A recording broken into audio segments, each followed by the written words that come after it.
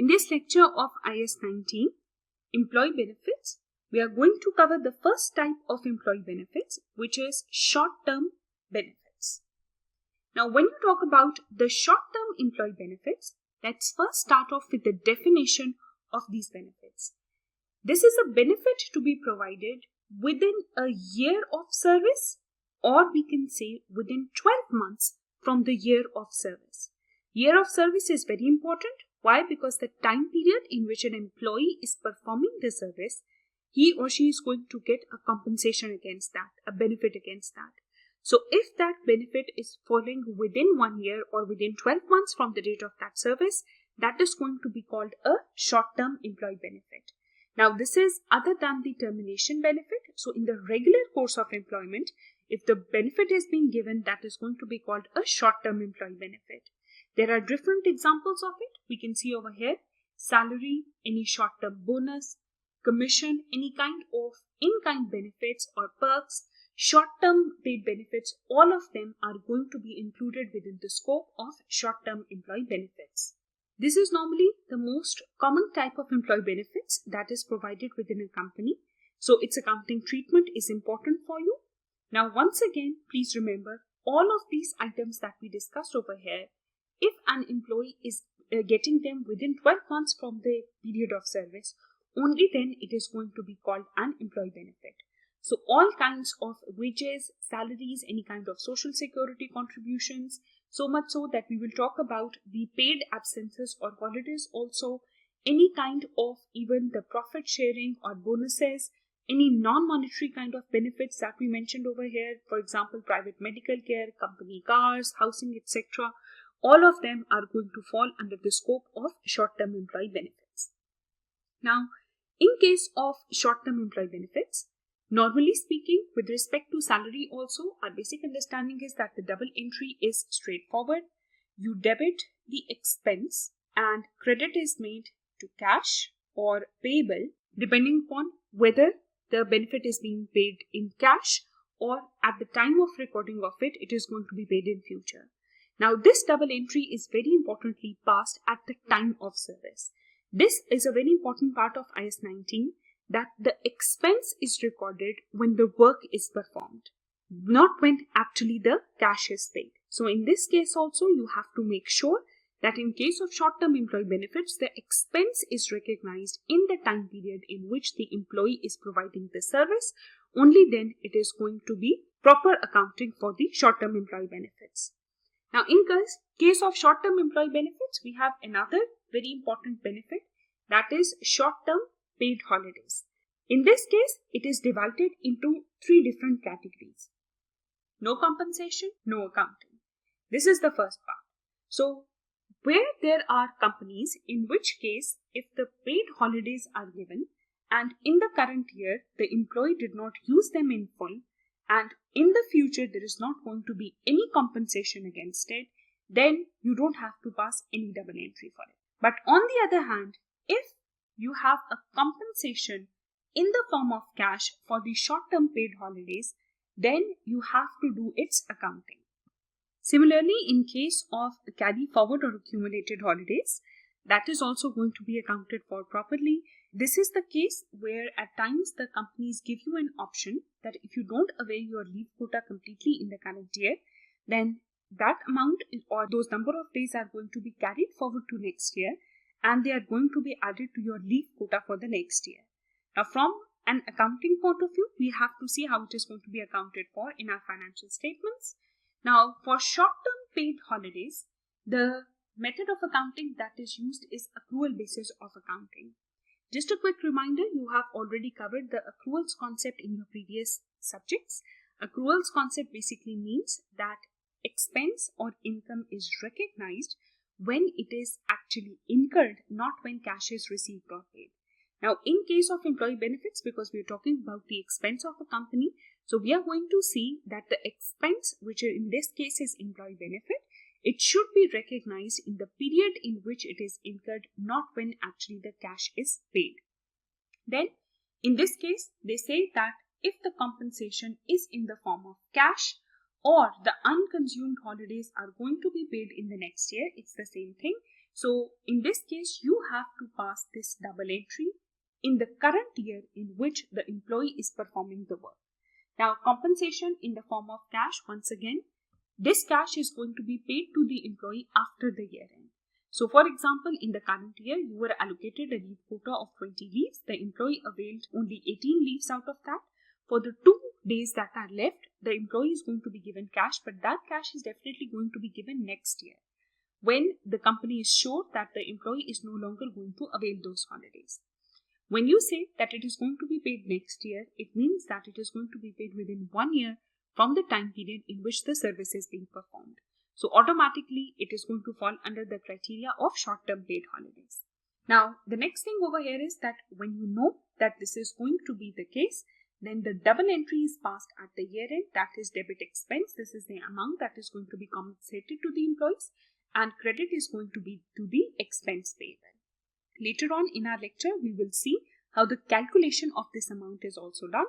But for now, please keep this in mind that the expense is going to be recognized immediately. So when an employee is performing the task, he is not only paid for the days for which he is coming into the office, but also for the days for which we provided them the option of either availing a paid holiday or getting a compensation against it. Then, when we talk about the carry forward holidays, once again, you have to see that how many holidays have been carried forward to the next year. In this case, the number of holidays expected to be consumed in the next year, you have to calculate that, and once again, the expense has to be recognized accordingly. Again, the purpose is that the employee worked in your business in the current year. He or she became eligible for these employees because of the work that they had performed in the current year. So the relevant expense should also be recognized on accrual basis in the current year. In this case also, once again, debit expense by the amount that is calculated and credit to the expense payable account that is going to be paid in the next year in future. So either it is going to be paid, or against that the employee is going to avail a benefit and take holidays. Now please understand this concept over here, that if a company had 320 normal working days other than the weekend, and in this they allowed the employee to have, let's suppose, 15 annual leaves and, for example, 10 casual or sick leaves. So basically the company is allowing the employee to work for 295 days only but get compensation for 320 days. Now in this case, when you are going to recognize the expense, you have to make sure that you had already committed that even if the employee does not come into the business for these 25 days, he or she is going to be compensated for it. So that is the concept over here, which is why we pass this double entry debit expense, credit expense payable in this regard. Now let's solve a question in this case for a better understanding of this concept. In this example, we can see that the annual salary expense of a company is 12 million.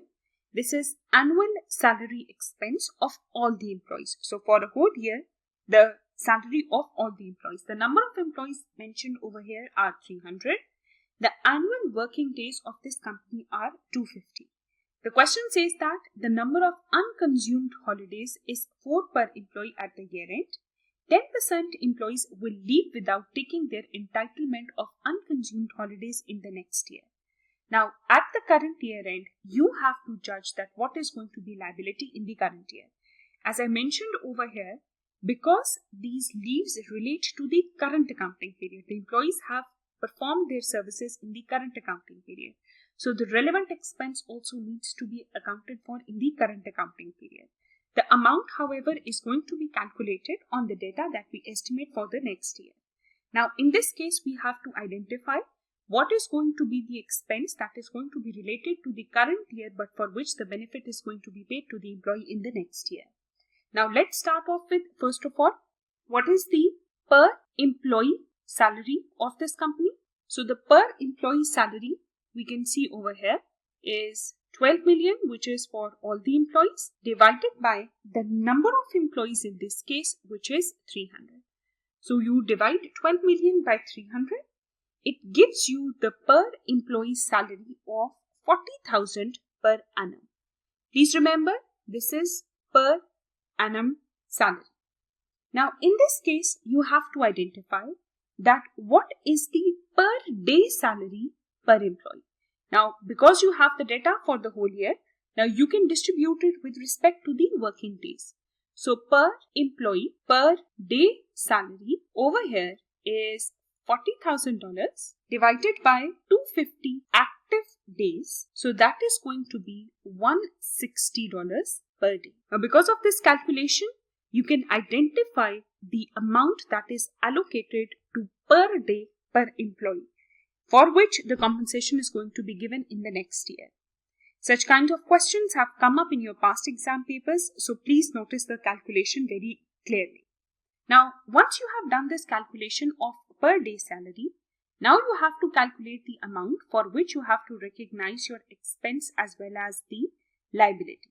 As we covered in the previous slide, debit expense, credit liability working is going to be done.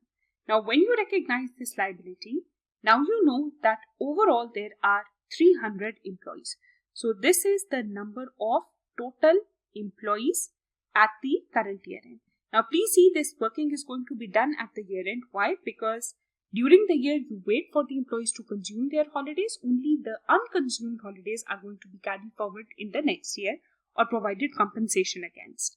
Now, 300 is the total number of employees. The question, however, is telling us 10% employees going to leave in the next year without taking benefit of their unconsumed holidays.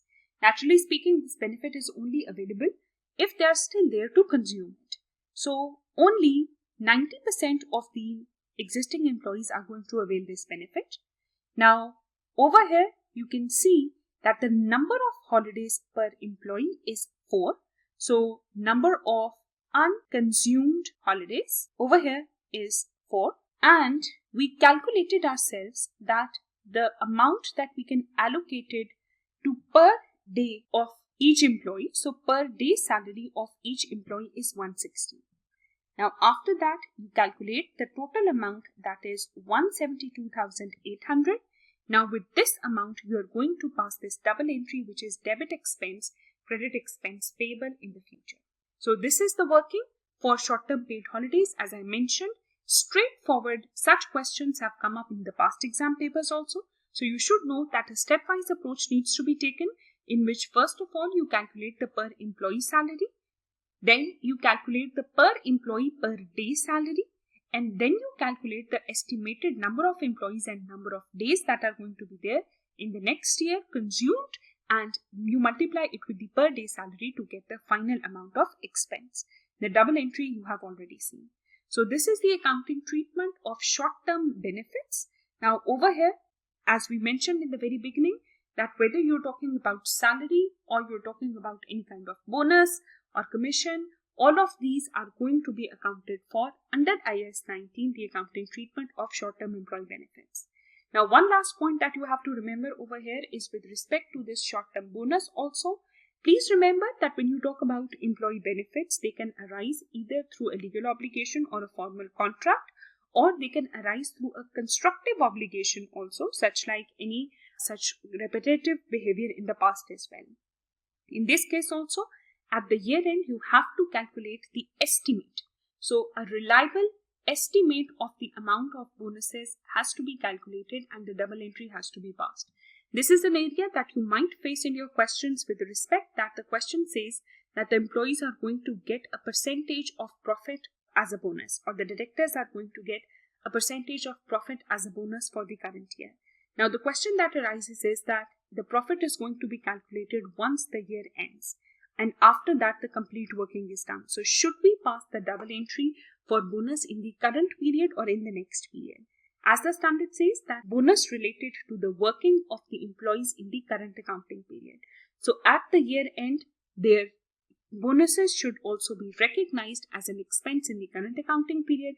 If they are going to be paid in future, you pass the credit entry to the payable, but definitely the debit expense is going to be passed in the same accounting period related to which the bonus is being given. So this is all with the working of your short-term employee benefits. Thank you.